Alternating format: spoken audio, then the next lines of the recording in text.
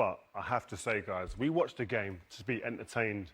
And I don't know if there's a better entertainer in world football over the last 10 years in terms of just entertainment and seeing moments that just dazzle you than from a guy called Mr. Neymar. Yeah. And he came on the pitch today, and if we could have been there to witness the reaction of the crowd. The crowd sounded huge when he came on. It sounded incredible. Almost as loud as the studio in here today. Yeah, almost. Yeah. But the game... But you know what? We watched the game. We all genuinely watched the game for superstars and for guys like this. And listen, there are some superstars. There's a handful of superstars, genuine superstars at this tournament.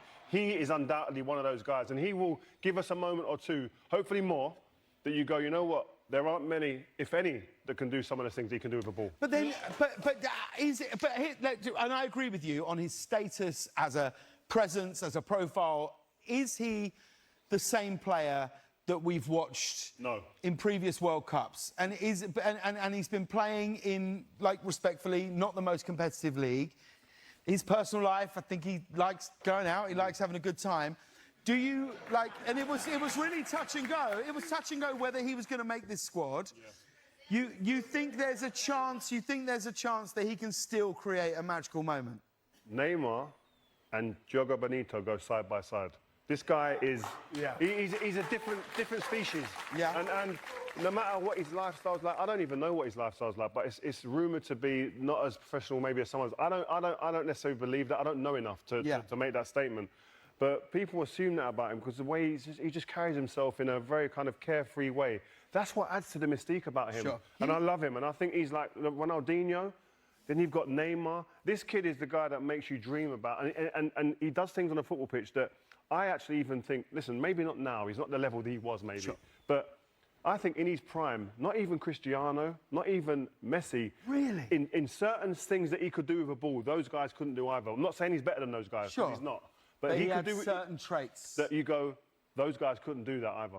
I really hope he does bring one of those moments. That would be amazing. I mean, he does things, you guys know soccer well. I'm sort of newer to the sport, but he does things that I'm like, oh, that's like amazing. That's like only one guy can do that. Yeah. I shot a thing with a bunch of 8-year-old soccer players because that was the last time I competitively played soccer for this show. And when I got there, these are 8-year-olds. Their favorite player is still Neymar Jr. Yeah. You know what I mean? He hasn't been like at the top of his powers for years and years and years. And still, I'm like, who's your favorite player? And they're all like, you know, doing like the Neymar dance and everything. He still resonates more than anyone else. Like, why is that? He's one of the guys there's a saying that we have in football, the streets won't forget. Yeah. He's one of those guys that the streets will never forget. You know what the streets won't forget? McKenna gets deep enough, quick enough to then make the pass. I don't think the midfield offer, we're only talking 5-6 minutes in. There's so many things we could analyse in that. And early on in the game, you really don't have room. You don't have time in a World Cup game against a team like Morocco, who were at the semi-finals last time, against a team like Brazil, who've won it more times than anyone else. You don't get the first 5-10 minutes to ease your way in.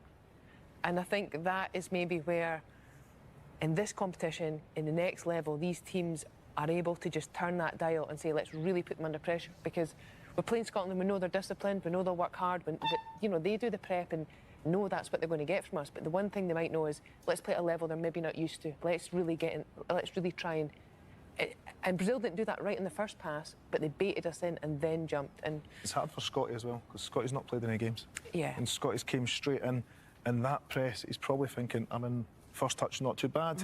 Now can I relax and take the calmness out of the game? And just naturally, that tempo just steps up. And I thought Brazil was able to change the tempo when they wanted to. And they went through the gears, and especially just before the end of half-time, there was some fluent football played. The wingers in around the corner into strikers' feet, and the wingers naturally following on. And the amount of times they broke our backline was incredible. But that's what top-quality players can do to you. They can hurt you if you switch off for that 1 second. Lucas, obviously the emphasis is in Scotland in particular is going to be on the mistakes that they made.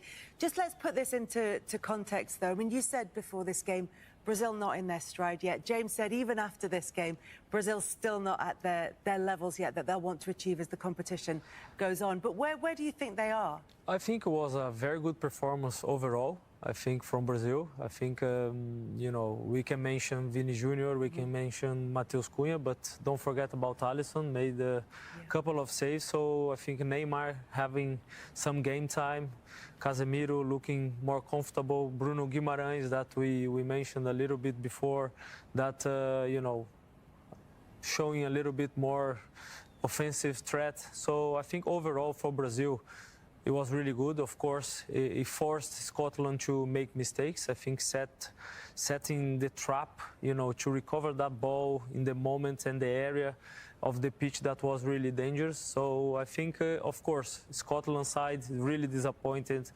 made mistakes, but I think for Brazil, they will look that game and analyze and be really happy that the way, especially they pressed, you know, and the way they created chances. I think it was a very good performance for the last game of the groups. So let's hope now they keep improving and keep gaining more confidence during the tournament. It could have been even better for Brazil because they had a goal disallowed, which I'm not sure there's anybody sitting here can really make a strong case. But I mean, look, I think you made the strongest case, Rachel, which is that there is contact. There is. But not just yet. I think when you look at this again, though, we're not doing enough around Henry to be a pass. And in the end, he gets himself, he tries to dribble, he should buy himself more time to think, surely if I dribble, there might be an option come up. And there isn't. So you ends up thinking, I need to lend this. So he gives it to Ferguson. He doesn't, really short pass, doesn't have a chance to make another movement. And then he gets himself stuck. And, you know, he's really in trouble when he then lets the ball through his body. This moment here, Vinicius Jr.'s on him. You see there's contact on the leg just before he plays the ball. And, you know, that's why he's given us a foul. When you see it real time, though, you really see the position Jack Henry's in. He's caught, he's been...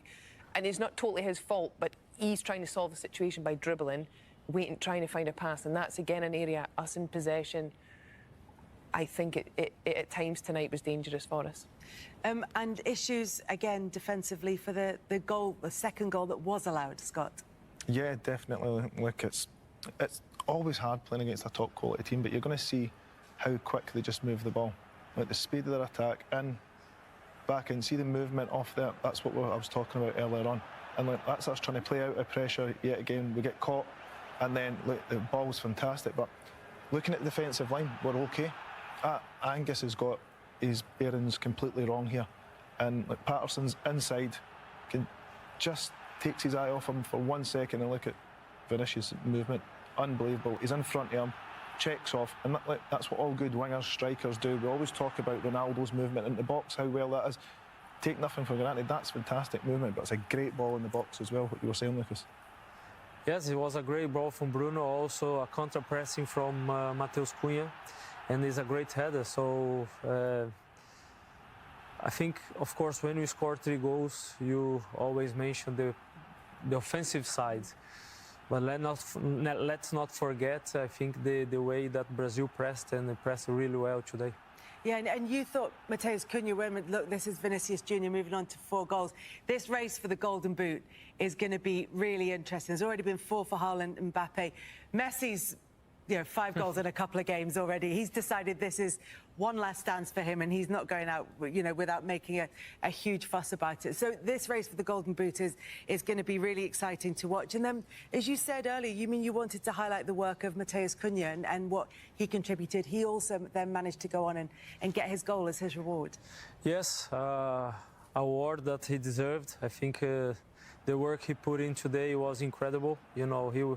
He made it easier for Ryan and Vinicius Jr., dropping that little pockets and linking, the midfield to the front players. So it's a great pass from Casemiro to Bruno Guimarães, and Cunha believes that he can get the ball, and a great awareness from Bruno, and his one finish. So well-deserved award and a great goal from Matheus.